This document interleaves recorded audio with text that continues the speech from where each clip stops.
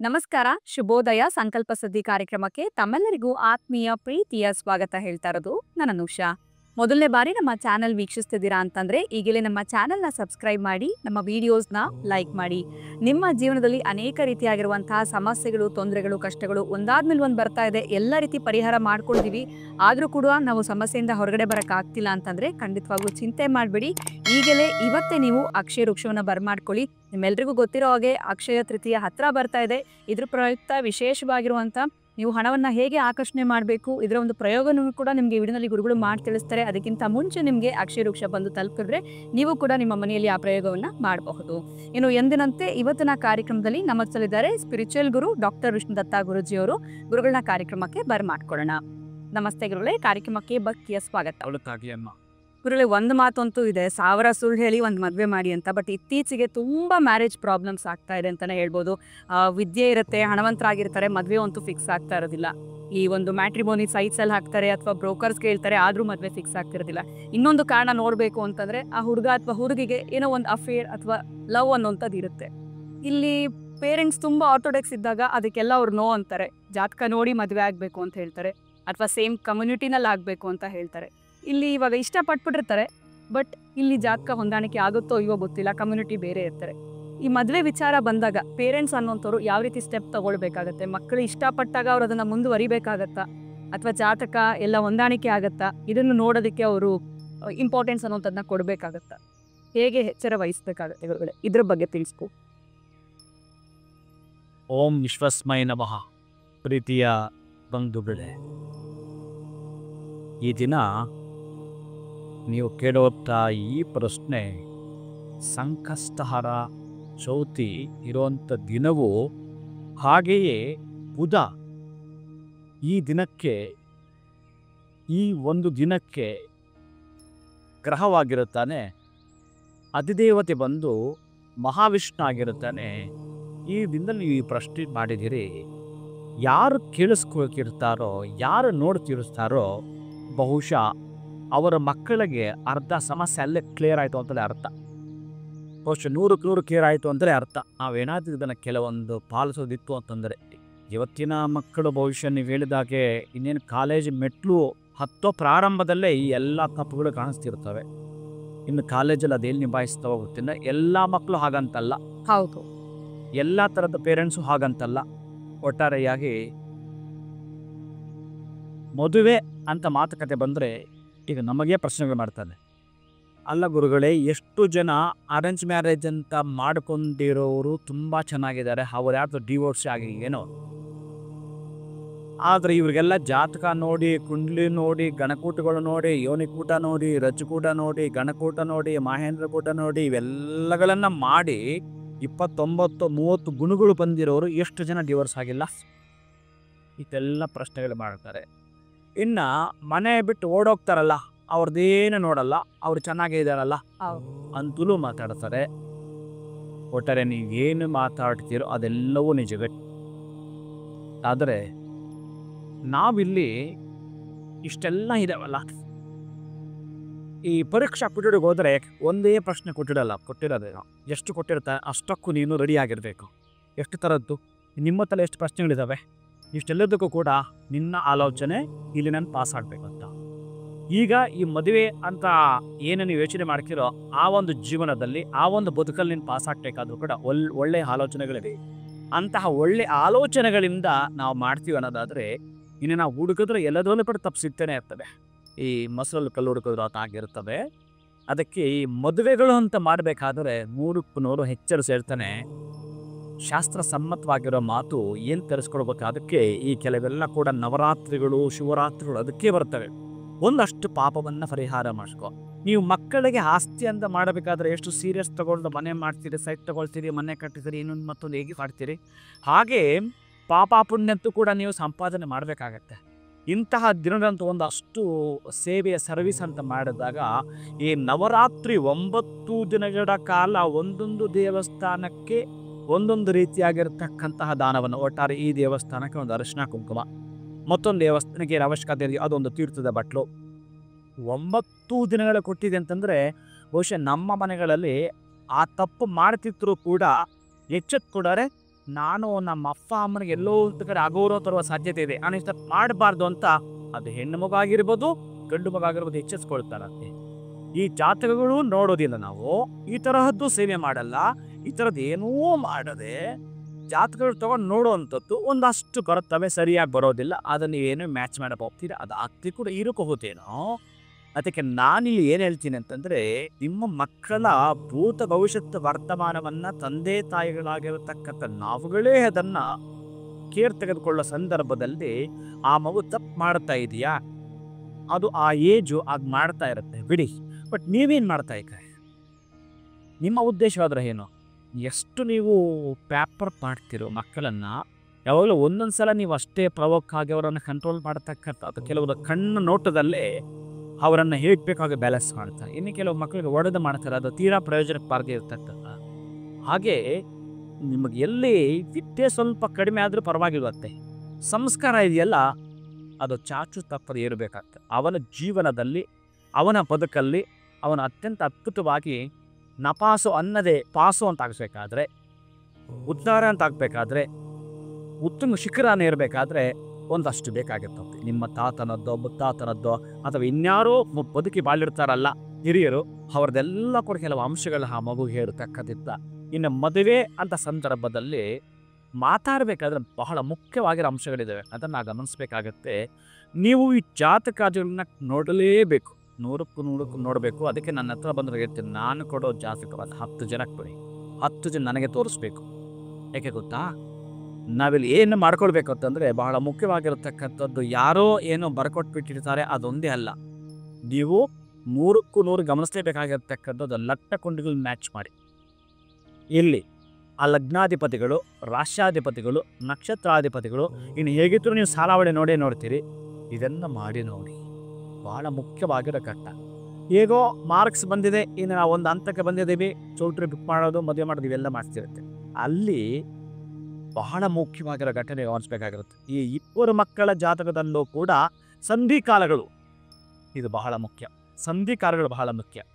ಏನಾದರೂ ಮುಖ್ಯವಾಗಿಲ್ಲಿ ಆ ಮಗುವಿನಲ್ಲೋ ಅಥವಾ ಹುಡುಗನ ಜಾತಕದಲ್ಲೋ ಸಂಧಿ ಏನಾದರೂ ರಾಹು ಮುಗಿದು ಕುಜ ಬಂದಿದೆಯಾ,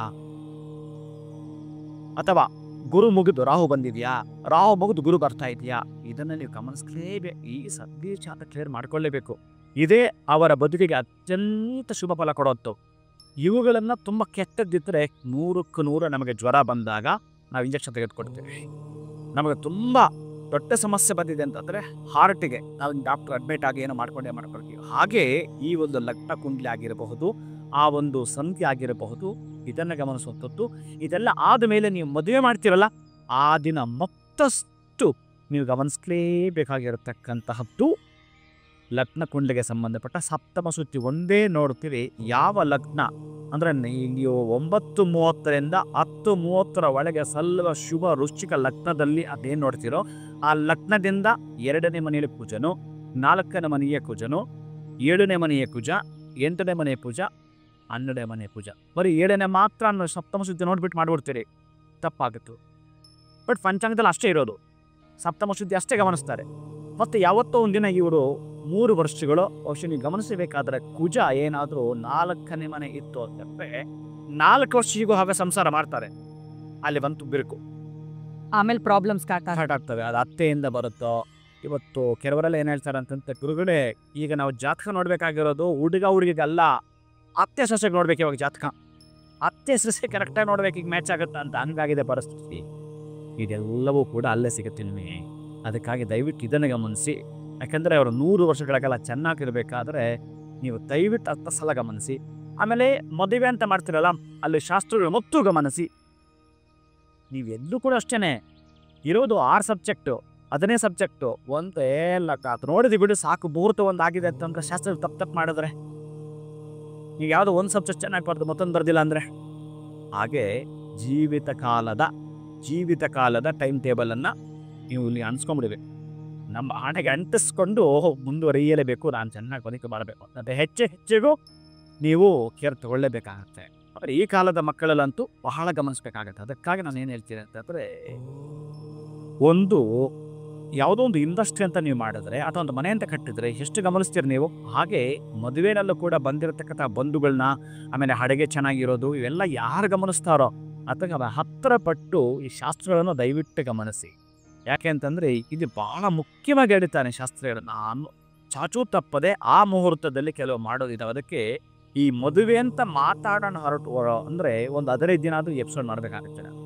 ಏನು ಸಮನ್ಮಾಲ ಅಂದರೆ ಹೇಗೆ ಮಾಡಬೇಕು, ಸಜ್ಜಿ ಕಾಗುಣ ಜೀರಿಗೆ ಬೆಲ್ಲವನ್ನು ಯಾವಾಗ ಹಾಕಬೇಕು, ಆಮೇಲೆ ಮಾಲಾರೋಪಣ ಯಾವಾಗ ಮಾಡಬೇಕು, ಇವರಿಬ್ಬರಿಗೂ ಸಂಬಂಧಪಟ್ಟ ಕಾಶಿ ಯಾತ್ರೆ ಯಾವ ಟೈಮಲ್ಲಿ ಮಾಡಬೇಕು, ಆ ಕಾಶಿ ಯಾತ್ರೆ ಮಾಡತಕ್ಕಂಥ ವಿಧಿವಿಧಾನ ಅದು ಕೂಡ 100ಕ್ಕೆ 100 ಶಾಸ್ತ್ರವೇ. ಆಮೇಲೆ ಮಾಂಗಲ್ಯಧಾರಣೆ ಮಾಡುವಾಗ ಏನೇ ನಾವು ಕೇರ್ ತೆಗೆದುಕೊಳ್ಬೇಕು, ಜೊತೆಗೆ ನೀವೇನೋ ಹಾಲು ಹಾಕ್ತಿರಲ್ಲ ಕನ್ಯಾದಾನ ಮಾಡುವಾಗ ಅದಕ್ಕೆ ಮೊದಲು ಮಾಡಬೇಕಾಗಿರೋ ಕ್ರಿಯೆಗಳಾದ ಏನು, ಇವೆಲ್ಲ ಒಂದಾದ ಒಂದನ ಹತ್ರ ಸೀರಿಯಲ್ ಪ್ರಕಾರ ಮಾಡುವಂಥದ್ದು. ಇವ್ದು ಟೇಸ್ಟಾಗಿ ಸಾಂಬಾರು ಕೊಡ್ಬೇಕಂತಂದ್ರೆ ನೇರವಾಗಿ ಪಾತ್ರೆ ಉಪ್ಪು ಹಾಕ್ತೀರೇನೋ, ಇಲ್ಲ ನೀರು ಹಾಕಿ ಅಥವಾ ಏನೋ ಪ್ರಿಪ್ರೇಷನ್ಸ್ ಮಾಡ್ತೀವಿ. ಚೆನ್ನಾಗಿ ಮಾಡ್ಕೊಂಡು ಇದು ಕೂಡ 100ಕ್ಕೆ 100 ಶಾಸ್ತ್ರಗಳು ಒಂದಾತರೋದಿದೆ. ಅಯ್ಯೋ ಇದೆಲ್ಲ ಬಿಡು ಅಂದರೆ ಅದು ಬಿಡು, ಅಯ್ಯೋ ಅದು ಬಿಡು, ಮತ್ತೆ ಕೂಡ ಬಿಡು. ಶಾರ್ಟ್ ಕಟ್ ಮಾಡಿದಷ್ಟು ಸಮಸ್ಯೆಗೀಡಲ್ಲ. ನೀವು ಶಾರ್ಟ್ ಕಟ್ ಮಾಡಿ ಅಥವಾ ಒಂದು ಆದ್ಮೇಲೆ ಒಂದು ಇದೆಯಲ್ಲ ಅದು ಕರೆಕ್ಟಾಗಿ ವೇದ ಏನಿದೆಯೋ ಅದರ ಪ್ರಕಾರಕ್ಕೆ ಹೋಗಿ ನೀವು. ಈಗ ನೀಟ್ ಎಕ್ಸಾಮ್ ಬರೀಬೇಕಾದ್ರೆ ಓಲೆ ಕೂಡ ತೆಗಿತಾರತ್ತೆ, ಹೌದು, ಮೂಗ್ನತ್ತು ಕೂಡ ತೆಗಿಸ್ತಾ ಇರತ್ತೆ. ಅಲ್ಲೇನೇ ಕ್ಯಾಮ್ರಾ ಇಟ್ಕೊಂಡು ಬಂದಿದ್ದಾಳೆ ಅಂತ ಎಷ್ಟು ಇವೆಲ್ಲ ಯಾಕೆ ಬಂದಿದ್ದಾವೆ. ಮೊದಲೆಲ್ಲ ಇರಲಿಲ್ಲ. ಅಯ್ಯೋ ಮೊದಲ ಕಾಲದ ಶಾಸ್ತ್ರ ಇರಲಿಲ್ಲ. ಅದಕ್ಕೆ ನಾನೇನು ಹೇಳ್ತೀನಿ ಅಂತಂದರೆ ದಯವಿಟ್ಟು ಸಾಧ್ಯವಾದಷ್ಟು ಹೆಚ್ಚಿಗೆ ಗಮನಿಸಿ. ಮಕ್ಕಳು 100 ವರ್ಷಗಳ ಕಾಲ ಚೆನ್ನಾಗಿರಬೇಕು ಅಂತಂದರೆ ಅವರಿಗೆ ಒಂದನೇದು ಜಾತಕ ದಶಾಭುಕ್ತಿ ಗಮನಿಸೋದು, 3 ಶಾಸ್ತ್ರಗಳು ಮಾಡುವಂಥದ್ದು. ಇಷ್ಟು ಮಾಡಿದ್ರೆ ತೋರಿಸಿ ನೋಡೋಣ ನನಗೆ ಅವರೆಲ್ಲಾದರೂ ಅವರ ಜೀವಿತ ಕಾಲದಲ್ಲಿ ಡಿವೋರ್ಸ್ ಪದ ಬಳಸಿದ್ದು. ಇನ್ನು ಮೂಗು ಅಂದಮೇಲೆ ನೆಗಡಿ ಬರುತ್ತೆ, ದಂಪತಿಗಳು ಅಂದಮೇಲೆ ಸಂಸಾರ ಅಂದರೆ ಸಣ್ಣ ಪಟ್ಟ ಇಶ್ಯೂಸ್ ಬರುತ್ತೆ. ಆದರೆ ಖುಷಿಯಾಗಿ ಅನನ್ಯೋರ್ ದಂಪತ್ಯೋಹೋ ದಂಪತಿಗಳು ಅಷ್ಟು ಚೆನ್ನಾಗಿರುತ್ತಾರೆ ಅನ್ನೋದು ಮಾತ್ರ 100ಕ್ಕೆ 100 ಸತ್ಯವಾಗಿರುತ್ತವೆ. ಯಾಕೆಂದರೆ ನಾವು ಮ್ಯಾರೇಜ್ ಆಫ್ಟರ್ ಮಾಡಬೇಕಾಗಿರೋ ರಿಸೆಪ್ಷನನ್ನು ಅಂದ್ರೆ ಅಲ್ಲ ಮಾಂಗಲ್ಯಧಾರಣೆ ಆದಮೇಲೆ ಮಾಡೋವಂಥ ರಿಸೆಪ್ಷನನ್ನು ಮೊದಲೇ ಮಾಡ್ತೀವಿ, ದೊಡ್ಡ ದೋಷ. ಅದಕ್ಕೇನು ಹೇಳ್ತಾನೆ, ಆ ಹೆಣ್ಣು ಗಂಡ ಮಧ್ಯದಲ್ಲಿ ಒಂದು ಬಿಂದಿಗೆ ತುಂಬ ನೀರು ಹಾಕಿದ್ರೆ ಅರಿಶಿಣವನ್ನು ಹಾಕಿದ್ರೆ ಆ ದೋಷ ಹೋಗುತ್ತೆ ಶಾಸ್ತ್ರ ಹೇಳಿದೆ. ಇಲ್ಲ ಸ್ವಲ್ಪ ಡಾಕ್ಟ್ರು ಇಷ್ಟು ದಿವಸ ಪೇನ್ ಕಿಲ್ಲರ್ ಟ್ಯಾಬ್ಲೆಟ್ ತಗೋ ಅಂತ ಹೇಳಿದ್ದಾರೆ, ತೆಗೆದುಕೊಂಡು ಆನಂತರ ಏನು ಮಾಡಬೇಕು ಇವೆಲ್ಲ ಶಾಸ್ತ್ರದಲ್ಲೇ ಹೇಳ್ತಾನೆ. ದಯವಿಟ್ಟು ಸ್ವಲ್ಪ ಗಮನಿಸಿ.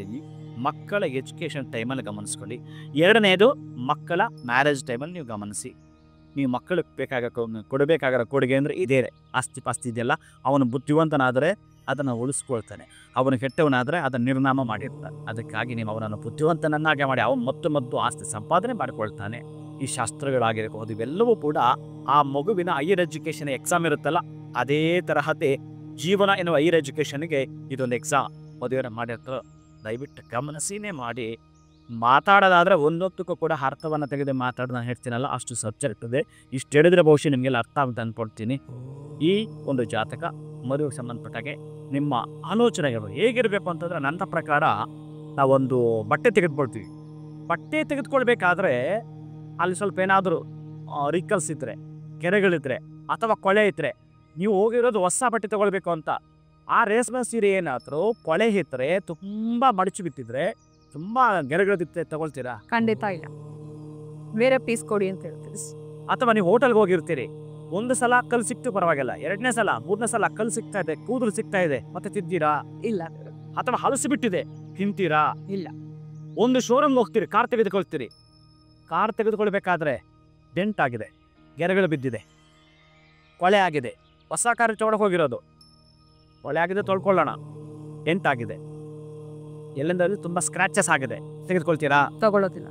ಹಾಗೆಯೇ ಇದು ಕೂಡ ಅಲ್ಲಿ ಮಾತ್ರ ನಿಮ್ಮ ಬಟ್ಟೆಗಳಲ್ಲಿ ನೀವು ತಗೊಳ್ಳೋ ಊಟದಲ್ಲಿ ಇಲ್ಲೆಲ್ಲ ಮಾತ್ರ ನಿಮಗೆ ಬ್ರ್ಯಾಂಡ್ ಬೇಕೋ, ನಿಮ್ಮ ಆಲೋಚನೆಯಲ್ಲಿ ಬ್ರ್ಯಾಂಡ್ ಬೇಡವಾ? ಒಂದ್ಸಲ ಯೋಚಿಸಿ. ನಿಮ್ಮ ಥಾಟ್ಸಲ್ಲಿ ಬ್ರ್ಯಾಂಡ್ ಬೇಡವಾ? ಇಸ್ಕೊಂಡೆ ನಮ್ಮ ಕ್ಯಾಜುವಲ್ ಹೇಳ್ತೀವಿ. ಸಿಕ್ಕಾರೆ ದಯವಿಟ್ಟು ನಿಮ್ಮ ಆಲೋಚನಾ ವಿಧಾನ ಇದೆಯಲ್ಲ ಅಲ್ಲಿ ಸ್ವಲ್ಪ ಬ್ರ್ಯಾಂಡ್ ಮೇಂಟೈನ್ ಮಾಡಿ. ಎಲ್ಲವೂ ಕೂಡ ಹಾಗೇ ನಡೀತವೆ, ಅಷ್ಟೇ ಚೆನ್ನಾಗಿರ್ತದೆ. ಸ್ವಲ್ಪ ಕೇರ್ ತೆಗೆದುಕೊಳ್ಳೋದು, ಎಕ್ಸ್ಟ್ರಾ ನೀವು ಎಫರ್ಟ್ ಹಾಕೋದು ಅಂತಂದರೆ ಕೇರ್ ತೆಗೆದುಕೊಳ್ಳೋದೆ. ಅದಕ್ಕಾಗಿ ನಾನು ಹೆಚ್ಚಿಗೆ ಮಾತಾಡೋದು ಸಮಸ್ಯೆಂದ ಅಪ್ಕೊಂತೀನಿ, ನಿಮಗೆ ಬಿಟ್ಟಿತ್ತು. ಯಾಕಂದರೆ ನನಗೆಲ್ಲೋ ಒಂದು ಕಡೆ ಈ ಮಕ್ಕಳು ಜಾತಕ ತೊಗೊಂಡು ಬರ್ತಾರಲ್ಲ, 2ನೇ ವರ್ಷಕ್ಕೆ ಡಿವೋರ್ಸ್ ಆಗಿರುತ್ತೆ, ತುಂಬ ಪೇನ್ ಆಗುತ್ತೆ. ಅಷ್ಟು ಬದುಕಿ ಚೆನ್ನಾಗಿ ಬಾಳ್ಬೇಕಾಗಿರೋ ಆ ಹೆಣ್ಣು ಮಗು 2ನೇ ವರ್ಷಕ್ಕೆ ಮತ್ತೆ ಇನ್ನೊಂದು ಮದುವೆನಾ? ಏನು ಕರ್ಮ ಇದು, ಎತ್ತದಿದು ಅಂತ ಬೇಜಾರಾಗತ್ತೆ. ಇನ್ನೊಂದು ಹುಡುಗ ಪಾಪ ಅವ್ನು ಸಾಫ್ಟ್ವೇರ್ ಆಗಿರ್ತಾನೆ, ತುಂಬ ಚೆನ್ನಾಗಿ ಅವನದೇನೋ ಜೀವನ ಕಟ್ಕೋಬೇಕು ಅಂತ ಇರ್ತಾನೆ, ಬಲವಂತ ಮಾಡಿ ಮದುವೆ ಮಾಡಿಬಿಡ್ತೀರಿ, ಅವ್ನು ಹಿಂಗೆ ಡ್ಯಾಮೇಜ್ ಆಗಿರ್ತಾನೆ. ನಾನು ನೋಡಿದೆ ನೆನ್ನೆ ಮನೆ ಯಾರೋ ಪಾಪ ಆಂಧ್ರದ ಹುಡುಗ ಬಂತು, ಎಷ್ಟೊಂದು ಅಷ್ಟು ಚೆನ್ನಾಗಿದೆ, ಅಷ್ಟು ಚೆನ್ನಾಗಿದೆ ಅವನ ಕುಟುಂಬ. ಯಾಕೋ ಗೊತ್ತಿಲ್ಲ, ಆ ಹೆಣ್ಣಿನ ಅಪ್ಪ ಅಮ್ಮ ಇವನ ಸಣ್ಣ ಮ್ಯಾಟ್ರಿಗೆ ಜಗಳ ಆಡಿ ಆ ಮಗಳನ್ನ ಕರ್ಕೊಂಡು ಹೋಗ್ಬಿಡ್ತಾರೆ. 4 ವರ್ಷ ಆಗಿದೆ ಆಕೆ ಹೋಗಿ. ಆ ಪಕ್ಕದ ಇಬ್ಬರು ಇವನ ಮನೇಲಿದ್ದಾರೆ, ಇವನು ಬಂದು ಬೆಂಗಳೂರು ಜಾಬ್ ಮಾಡ್ತಿದ್ದಾನೆ. ಮತ್ತು ಆ ಮಕ್ಕಳು ಅವರ ತಾಯಿ ನೋಡ್ಕೊಳ್ತಿದ್ದಾರೆ. ಆಕೆ ಅವ್ರ ಅಪ್ಪ ಅಮ್ಮ ಮನೆ ಇದ್ದಾಳೆ. ಈಗ ಅವ್ರ ಅಪ್ಪನಿಗೆ ಕ್ಯಾನ್ಸರು, ಅವ್ರ ಅಮ್ಮನಿಗೆ ಕಿವಿ ಕೇಳಿಸಲ್ಲ, ಏನೇನೋ ಒಂದೊಂದಲ್ಲ ಇಷ್ಟು ತಾಪತ್ರಗಳ ಮಧ್ಯೆ ಆ ಹೆಣ್ಣು ಮಗ ಅಲ್ಲಿ ಬೇಕಾ? ಸಣ್ಣ ಇಶ್ಯೂಸ್ ಆದ್ಮೇಲೆ ಕರ್ಕೊಂಡು ಹೋಗಿದ್ದೀನಿ. ಏನು ಮಾಡ್ದಂಗೆ ಆಯ್ತು ನೀವು? ಇದಕ್ಕೆಲ್ಲ ಕಾರಣ ನಾನು ಮೊದಲೇ ತೆಗೆದು ಅವ್ರ ಜಾತಕವನ್ನು ನೋಡಿದ್ದೇನೆ. ಹೇಳ್ತಾ ಬಂದು ಇದು ದೊಡ್ಡದೊಂದು ಆಘಾತ ಇದೆ, ಅದನ್ನು ತಪ್ಪಿಸ್ಲಿಕ್ಕೆ ಈಗಾಗಿದೆ ಕಣಯ್ಯ. ಅದಕ್ಕಾಗಿ ಒಂದಷ್ಟು ಜನ ಇರಿ, ಮತ್ತೆ ಆ ಮಗುನೇ ಬರುತ್ತಾನೆ. ಈ ಜಾಸ್ತಿ ಕರೀಲಿಕ್ಕಾಗಲಿ ತುಂಬ ನೀವು ಕೂದಲೆರೆದು ಕೇಳ್ಕೊಳಕ್ಕೆ ಹೋಗ್ಬೇಡಿ, ಬರ್ತಾಳೆ, ಆಕೆಯೇ ಬರುತ್ತಾಳೆ. ಇದು ನನ್ನ ಜವಾಬ್ದಾರಿ. ನೀವು ಮನೆಗೆ ಆರಾಮಾಗಿ ಹೋಗಿ, ನಾನು ಹೇಳಿದಾಗ ರೆಮಿಡಿ ಮಾಡ್ಕೊಂಡು ಅಂತೇಳಿ ಕಳಿಸುತ್ತೆ. ಅದಕ್ಕಾಗಿ ನಾನು ಯಾಕೆ ಹೇಳಿದ್ರೆ 2-3 ವರ್ಷಕ್ಕೆ ಈಗ ಅದರ ಗತಿ ಏನು ಅಂತ, ಮಕ್ಕಳ ಗತಿ ಏನು, ಆಕೆ ಗತಿ ಏನು, ಇನ್ನೂ ಕೂಡ 30 ವರ್ಷ ಆಗಿಲ್ಲ, ಈತನ ಬದುಕೇನು, ಈತ ಒಂದು ಕಡೆ, ಆತ ಒಂದು ಕಡೆ, ಮಕ್ಕಳೊಂದು ಕಡೆ, ಏನು ಜೀವನ ಯಾಕೆ ಬೇಕಾಗಿತ್ತು ಮಕ್ಕಳನ್ನ ಕೇಳ್ತೀನಿ. ಅದಕ್ಕಾಗಿ ನಿಮಗೆ ಕೇರ್ ತೆಗೆದುಕೊಳ್ಬೇಕಾದ್ರೆ ಮೊದಲೇ ಎಚ್ಚರ. ಖಂಡಿತ ಗುರುಗಳೇ, ನೀವು ಹೇಳಿದ್ದು ಪ್ರತಿಯೊಂದು ಮಾತು ಕೂಡ 100ಕ್ಕೆ 100 ಸತ್ಯ ಅಂತ ಹೇಳ್ಬೋದು. ಪೋಷಕರು ಮೊದಲು ಮಕ್ಕಳಿಗೆ ಸಂಸ್ಕಾರ ಅನ್ನೋಂಥದ್ದನ್ನ ಕಳಿಸ್ಬೇಕು ಅಂತ ಹೇಳಿದ್ರಿ. ಇನ್ನು ಮದುವೆ ಸಂದರ್ಭದಲ್ಲಿ ಆ ಜಾತಕಗಳ ಹೊಂದಾಣಿಕೆ ಮಾಡುವಂಥದ್ದು ಬರೀ ಬೇಸಿಕ್ ಅಷ್ಟೇ ನೋಡಿದ್ರೆ ಸಾಕಾಗೋದಿಲ್ಲ, ಇನ್ ಡೆಪ್ತ್ ಇನ್ ಡೀಟೇಲ್ ನೋಡಬೇಕಾಗತ್ತೆ. ದಶಾಭುಕ್ತಿ ಆಗಿರ್ಬೋದು, ಸಂಧಿಕಾಲ ಆಗಿರ್ಬೋದು, ಇವೆಲ್ಲವನ್ನೂ ಕೂಡ ನಾವು ಗಮನಿಸಬೇಕು. ಇನ್ನು ಶಾಸ್ತ್ರಬದ್ಧವಾಗಿ ಮದುವೆ ಮಾಡ್ಕೊಂಡಾಗ ಇತ್ತೀಚೆಗೆ ಆಗ್ತಾ ಇರುವಂಥ ಈ ಡೈವರ್ಸ್ನ ನಾವು ತಡೆಗಟ್ಬೋದು ಅಂತ ತಿಳಿಸ್ಕೊಟ್ರಿ. ಧನ್ಯವಾದಗಳು ತಮಗೆ. ನಮಸ್ಕಾರ. ಇನ್ನು ವೀಕ್ಷಕರು, ಇವತ್ತಿನ ವಿಡಿಯೋವನ್ನು ಮುಗಿಸುವಂತಹ ಸಮಯ ಆಗಿದೆ. ನಮಸ್ಕಾರ.